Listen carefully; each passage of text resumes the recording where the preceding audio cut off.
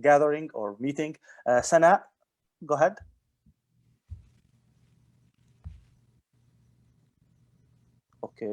Okay, can everyone hear me? Yeah, we're hearing you. Okay, talking about the vaccine, it's 95% effective. If the effectiveness of the vaccine is 95% effective, would that be?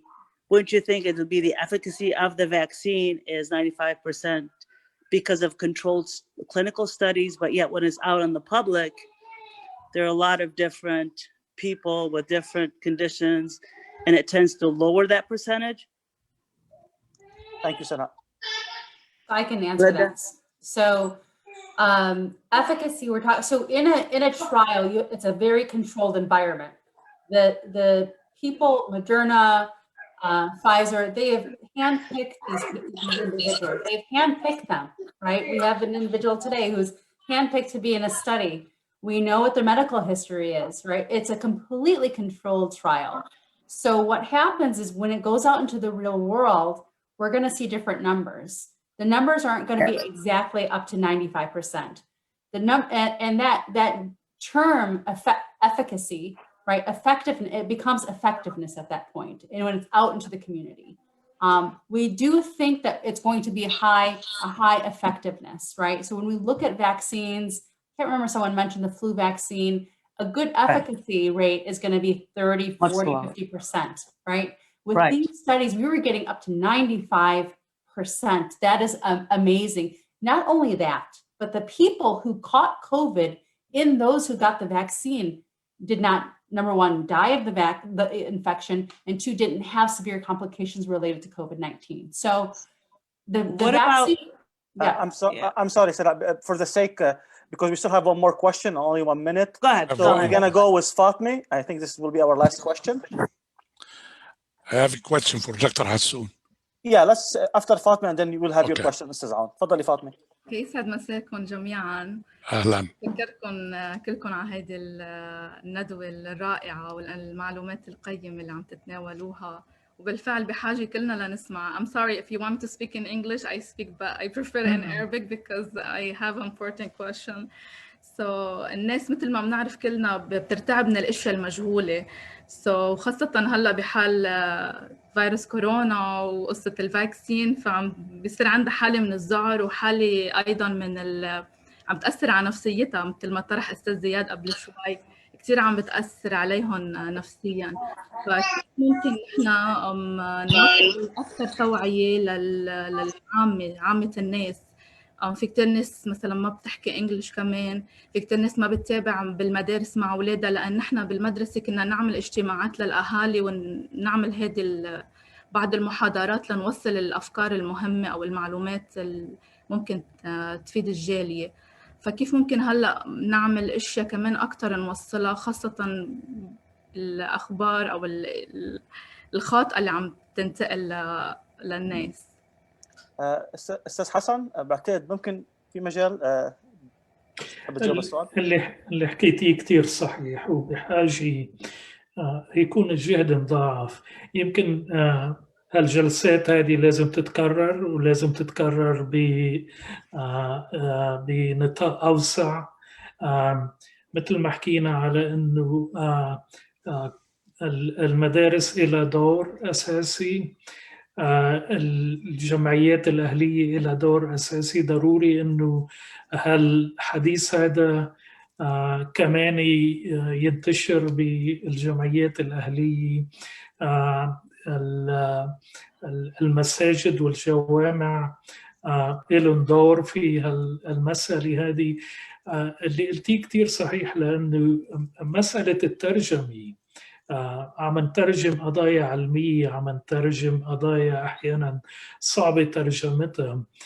فكل ما قدرنا إنه نوصل هالنقاش للناس بشكل إنه الناس تقدر تستوعبه، نستعمل كل الأدوات اللي موجودة عنا. المهم في الموضوع إنه نوثق ببعض، والمهم بالموضوع هذا إنه يكون الخطاب عم يكون مطمن ويوصل للناس كلياتها. شكرا أستاذ حسن. وبيقولوا ختامها مسك بآخر سؤال مع الأستاذ عون. سؤال للدكتور محمد حسون. Were there any other Arab American as volunteer, if you know? I'm not sure. I didn't look at the data on that. And one reason I think I volunteered, among others, obviously, is to have a person from Middle Eastern descent at my age, around 60, to participate in the study. And I think it makes a big difference when you know, tell people that you took it, you had the vaccine, and you did well after taking it. I think that can be reassuring. Just want to add something on the statistics. Now remember, the statistic of dying from COVID-19 is very high among the elderly, and most of the elderly have pre-existing conditions. And I bet you 90% of us here, they can name at least one person elderly who died, either a friend or the parent of a friend or a relative or a neighbor, especially in our community. So the numbers are there. 300,000. The best scenario would be even if if people take the vaccine, social distancing, and masks and all that. They're talking about 400 to 500, 500,000 people dying of this COVID, and mostly elderly with pre-existing conditions. So if you want to protect your loved ones, keep the mask on, sanitize the hands and wash them frequently, social distance, not just for yourself, but also your loved ones, the older individuals.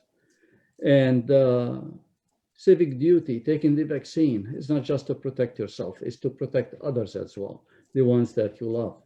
So that's really my message today. Thank you. Well, thank you to all of our guests and viewers, to the panelists mainly. It was really a very informative event. I don't think we're out of the woods yet, but as Dr. Nabha at the beginning said, that maybe we can begin to see the light at the end of the tunnel.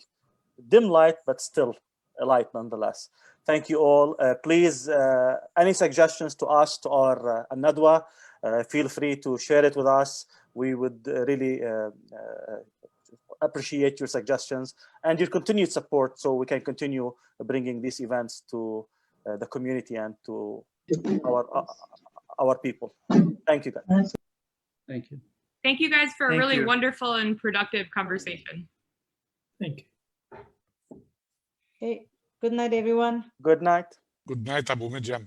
Thank Thanks you. for everyone. Thanks for Skandar Mansour, Haj Nasr Dair, to everyone. Thank you everyone. Thanks everyone. Thank you, guys. Thank you. Thank you, Dr. Tahir. I will be the last one to sign off. Good night. اتمنى يتفقوا على كلمه الله خير. Thanks to Hassan Dajji and to Dr. Abbas. Thank you all. خليك معنا please.